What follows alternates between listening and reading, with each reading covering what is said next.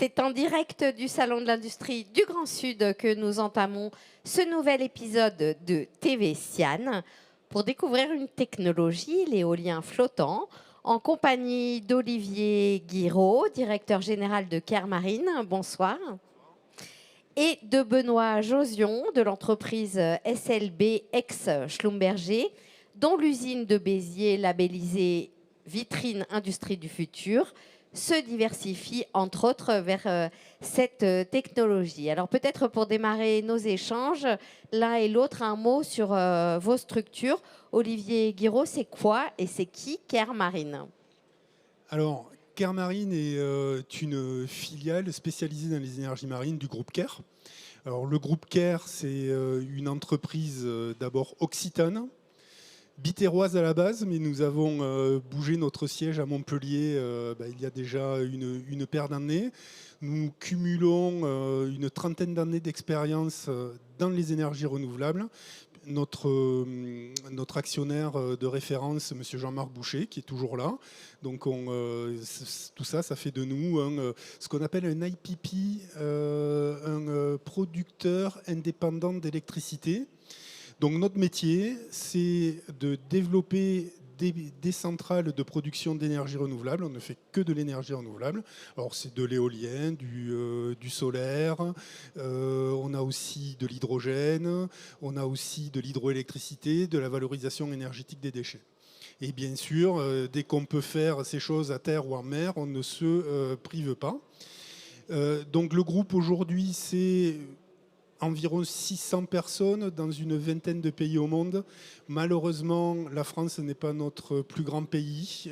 Nous nous développons énormément à l'export, très très présent au Brésil, très très présent en Pologne, et nous faisons un petit recentrage de nos activités récentes sur la plaque européenne avec quelques croissances externes. Donc on est présent maintenant fortement en Allemagne, en UK, notamment en Écosse sur de l'éolien offshore. Et donc Kermarine a en charge le développement et puis ensuite tout le reste, jusqu'à l'exploitation et la production d'électrons verts de tout ce qui se passe en mer. Donc tout ce qui se passe en mer pour nous, c'est d'abord de l'éolien flottant, puisqu'on est un des pionniers de ces technologies-là, puisque nous portons une des trois fermes pilotes qui sont en Méditerranée, le projet Olmed au large de Port-la-Nouvelle. Mais pas que. Nous avons gagné l'année dernière un gros appel d'offres en Écosse avec 1 gigawatt d'éolien offshore posé et 1 gigawatt d'éolien offshore flottant. Nous sommes également présents sur de l'hydrolien. Alors c'est à nouveau des nouvelles technologies. Alors l'hydrolien, évidemment, c'est pas pour la Méditerranée puisqu'on utilise les courants de marée pour faire de l'électricité. Donc là, c'est un projet que nous menons au large du Cap de la Hague en Normandie. Donc voilà, on a un spectre assez large et on fait toute la chaîne du développement à l'exploitation des parcs. Et on est un petit peu un ovni dans ce milieu-là où on a maintenant plutôt des gros faiseurs. Alors bon, évidemment, EDF, Engie, et puis toutes les grandes utilités européennes. Il reste encore quelques petits indépendants comme nous qui essayent d'animer des filières industrielles locales autour de ces projets. Et on va y revenir et décortiquer la technologie qui représente l'éolien flottant. De votre côté, Benoît Josion, qui est SLB, et que faites-vous ? Donc, je travaille sur le site de Béziers. Donc, le groupe SLB, anciennement Schlumberger, tout le monde connaît. C'est 100 000 personnes à peu près dans le monde, présents sur tous les continents. Aussi en France sur plusieurs sites, et en particulier en Occitanie. Donc, en Occitanie, on a 3 sites. Un à Montpellier qui fait plutôt une activité digitale, un à Sète dans les activités portuaires, et puis un à Béziers où je travaille, qui est un site de fabrication. Donc c'est un site de fabrication industrielle. Si on reprend l'épisode précédent du plateau TV, on est parfaitement aligné avec ce qui se disait. Site de entre 500 et 600 personnes, site de fabrication, usinage, soudage, contrôle. Voilà, donc c'est des activités pour le secteur de l'oil and gas. et en diversification depuis quelques années de nos activités pour faire profiter le parc machine et les capacités du site pour d'autres besoins industriels. Et donc une diversification vers l'éolien flottant. Et maintenant, je vais vous poser cette question. C'est quoi l'éolien flottant et en quoi finalement cette technologie est particulièrement intéressante dans le contexte de transition énergétique que nous vivons? Je vous passe le micro, peut-être Olivier Guiraud. Oui, alors c'est quoi l'éolien flottant? Alors dans l'éolien en mer, il y a deux technologies, hein, donc des éoliennes que l'on pose sur des fondations qui elles-mêmes reposent sur le sol. Il y en a de divers types. Donc ça, c'est l'éolien posé. Donc ça a un certain potentiel hein, en France. Là aujourd'hui, on est en train de construire environ 3 gigas. Il y en a encore presque autant qui est en cours de développement. Et c'est réservé au plateau continental sur toutes nos façades. Alors en France, on a de la chance, on a un très beau plateau continental avec des eaux pas trop profondes qui permettent ce type de technologie. Alors on estime aujourd'hui que la limite entre du posé et du flottant, c'est environ 70 mètres de profondeur. Voilà. Donc au-delà de 70 mètres de profondeur, vous ne pouvez plus faire de posé.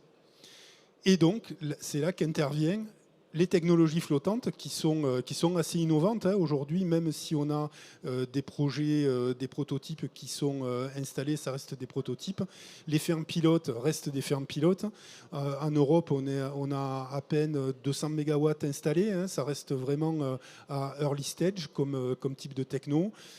Et du coup, c'est des projets avec lesquels on travaille avec des partenaires pour développer encore la technologie, développer les filières industrielles qui vont avec. Et donc, c'est un grand espoir parce que l'essentiel du potentiel, il est au-delà de ces plateaux continentaux, dans des eaux profondes. Et là, c'est presque nos limites, j'oserais dire, s'affranchir de cette limite verticale. Et surtout, c'est des super structures. Hein, juste pour que vous ayez une idée, des flotteurs comme ceux des Olmed, c'est 45 mètres de côté sur 17 mètres de haut, 4000 tonnes d'acier. Donc ça peut évidemment se transporter depuis loin, mais c'est quand même mieux si on le fait tout près. Et ce qui change un petit peu la donne par rapport au posé, c'est-à-dire qu'on va pouvoir faire de l'assemblage lourd ou même de la fabrication de flotteurs ou de pièces de flotteurs en local. Donc ça, c'est une vraie opportunité et quelque chose qui est vraiment à saisir pour notre industrie et notre région, sachant qu'en Méditerranée, en plus, il n'est pas possible de faire de l'éolien posé, ça ne sera que du flottant. Benoît Josion, est-ce que c'est compliqué à construire et à penser ces éoliens flottants? Et comment finalement ça s'inscrit dans votre production? Alors, de notre point de vue, on n'est pas concepteur d'éolien flottant. Il y a des sociétés qui se sont spécialisées dans ce domaine-là. On le regarde vraiment du point de vue de la fabrication. On parlait tout à l'heure de réindustrialisation. Donc, c'est bien le sujet, nous, qu'on souhaite aborder, être acteur de la fabrication. Donc, on laisse le sujet de la conception à d'autres sociétés. Et de notre point de vue, appréhender la fabrication de composants pour ces ensembles mécaniques très impressionnants, très gros, comparables à ce qu'on peut avoir sur des plateformes pétrolières, c'est le même type d'acier, le même type de rechargement, le même type de contrôle, les mêmes organismes d'inspection. On va parler en fait de choses très très similaires. L'objet est différent à la fin, l'usage est différent, mais on parle de choses très similaires. Donc appréhender ces produits-là, c'est vraiment une continuité des compétences acquises dans les années précédentes. Olivier Guiraud, vous abordiez la question du mix énergétique finalement et des énergies renouvelables, la part des énergies renouvelables dans ce mix énergétique. Est-ce qu'elle pourrait singulièrement, sensiblement augmenter avec l'éolien flottant? Oui, comme comme je le disais tout à l'heure, aujourd'hui, ce potentiel de l'éolien flottant est juste énorme. Donc, dans le cadre de la planification, juste en Méditerranée, dans les documents stratégiques de façade, a été défini des zones à vocation à accueillir l'éolien flottant, et ça représente plus de 4 gigas juste en face nos côtes. Non, c'est vraiment énorme, et je veux quand même revenir sur cette opportunité à saisir pour nos entreprises, ce qu'a fait SLB, il y reviendra sûrement tout à l'heure. C'est que ces projets-là, par exemple le projet Olmed, il est à 18 km des côtes, on est relativement proche. Demain, ils seront beaucoup plus loin, ces projets-là. C'est 3 éoliennes de 10 mégas, avec 3 flotteurs qui sont entièrement fabriqués en Occitanie. Et ça, c'est un choix que nous avons fait avec un challenge de structuration des acteurs de notre région, mais pas que. Il y a des acteurs de régions voisines, d'autres régions françaises qui sont venus travailler sur ce projet. Et ça a été bien ça le but. Alors, au-delà de se dire demain, ça aura une place énorme dans le mix énergétique, on en est bien conscient. Nous, on va continuer à développer ça, mais surtout ce qu'il y a derrière ces projets-là, et ce qui nous tient à cœur, nous, CARE, en tant qu'entreprise régionale, c'est cette structuration de filières industrielles liées à cette activité. Alors, vous le savez, sur l'éolien à terre, il y a des opposants, il y a eu plein de choses qui ont fait qu'il y a eu des freins. Et pourquoi il y a eu des freins? Parce qu'en fait, on n'a jamais eu d'usine d'éoliennes dans notre région. On n'a jamais eu d'activités industrielles qui ont permis aux gens de donner du sens à ces projets.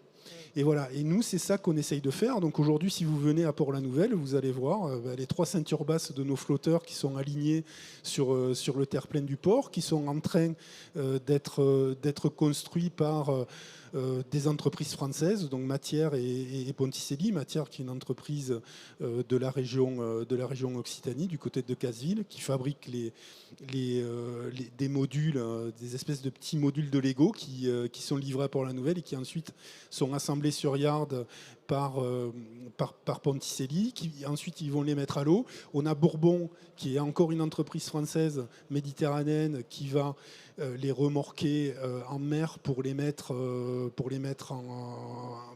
sur leurs ancrages et les raccorder au réseau électrique. Aujourd'hui, ce projet, c'est 80% de ces coûts de construction qui sont localisés dans des entreprises françaises. Et notamment SLB, qui réalise quelques pièces pour nous, il va y revenir. Voilà, et pour nous, tout l'enjeu, il est là. Au-delà du mix énergétique, l'enjeu, c'est un enjeu de structuration de notre tissu industriel autour de ces projets. Est-ce qu'on trouve le savoir-faire aujourd'hui en région? Alors, oui et non. Alors, oui, du savoir-faire, il y en a. Mais clairement, l'outil industriel, pour l'instant, il n'est pas au niveau. Ça fait partie d'une des grandes difficultés que nous avons rencontrées sur le projet Olmed. Les usines de Matière à Bagnac-sur-Célé, ils ont fait un effort, ils ont acheté des nouvelles machines, ils ont été aidés par la région pour faire cela. Ils ont essayé une petite mise à niveau, mais on n'y est pas encore, quoi. Il y a le problème de la main-d'œuvre aussi, qui est un sujet extrêmement important. Aujourd'hui, il manque 50 soudeurs sur ce projet-là. Et on ne fait que 3 petits flotteurs. Quand on passera aux projets commerciaux, il va falloir en faire 15, 20 sur une année ou 2. On change un petit peu de dimension. Et là, clairement, même si on a le savoir-faire, on n'a pas forcément encore la mise à niveau de l'outil industriel de nos sous-traitants. Il va falloir s'y pencher vraiment sérieusement si on veut capter toute cette valeur chez nous. Après, quelles activités on vise? Ça, c'est encore un autre sujet. Est-ce qu'on vise plutôt des activités à grande valeur ajoutée, ce que fait SLB, ou est-ce qu'on fait fabriquer des choses plutôt dans des pays bas coût qu'on assemble ici? Alors tout ça, c'est l'avenir qui le dira. Mais en tout cas, les pouvoirs publics et nous-mêmes en tant que donneurs d'ordre, il faut qu'on soit responsable par rapport à ça et qu'on dise les choses, quoi. Voilà, problématique de main-d'œuvre, problématique de mise à niveau de l'outil industriel. Du côté de SLB, est-ce que vous rencontrez les mêmes problématiques et comment travaillez-vous ensemble sur ces projets? Alors, je partage tout à fait l'avis d'Olivier. La capacité du tissu industriel, c'est bien l'enjeu, hein. Remettre en perspective 3 flotteurs, c'est des centaines de milliers d'heures de travail. Mm. Et les fermes commerciales à venir, c'est pas 3, mais c'est 20, 30, 40 flotteurs. Donc aujourd'hui, l'enjeu d'heures de travail et de machines, de capacité industrielle, il est phénoménal. Donc c'est bien sur ça que repose aujourd'hui notre proposition de valeur qu'on essaie de porter, c'est de dire on a une compétence issue de l'offshore pour d'autres produits qu'on peut mettre au service de cette industrie, mais il faut que l'on développe notre capacité. Donc c'est bien un projet qu'on porte en interne, qu'on partage largement avec CARE et les autres acteurs de cette industrie, pour essayer de dimensionner le bon outil industriel sur le territoire qui soit en capacité à répondre aux besoins d'aujourd'hui, mais surtout à ceux de demain qui seront beaucoup plus importants. Voilà. Donc l'enjeu, il est vraiment sur le dimensionnement de l'outil industriel, parce qu'aujourd'hui, il n'y a pas d'outil industriel à la mesure de ce qu'est cette industrie. Quelles sont vos perspectives de développement à vous, justement, dans cette diversification? Donc les perspectives, on les voit basées sur nos expériences de fabrication de gros composants. Alors quand je mets gros composants, je mets des guillemets parce que ça reste des petits éléments d'un flotteur, mais des gros composants qui sont de l'ordre de quelques dizaines de tonnes, sont malgré tout des équipements industriels assez lourds. Donc ça, on a une habitude de manipuler ces pièces-là, ces grosses pièces. On sait également développer des lignes de production, notamment des lignes automatisées, robotisées. On en parlait également aussi. Le succès passe par des lignes automatisées et robotisées qui permettent d'amener une efficacité industrielle importante. Et donc aujourd'hui, la perspective est bien de mixer cette capacité de grosses pièces, cette capacité de création de lignes de production, pour faire une ligne de production de grosses pièces automatisées qui soit à la mesure de l'échelle du marché. Et donc, c'est bien ça notre perspective. Notre perspective, c'est être en capacité de faire un investissement de création de lignes de production à haute valeur ajoutée pour ces composants-là et à l'échelle de séries, de centaines ou milliers de pièces en fonction des types de composants. Merci beaucoup Olivier Guiraud et Benoît Josion de cette explication de texte quasi de cette technologie qui est l'éolien flottant. En tout cas, on retiendra que l'acceptabilité sociale des éoliens et de toutes les énergies éoliennes passera aussi par le développement du savoir-faire sur nos territoires. Merci beaucoup.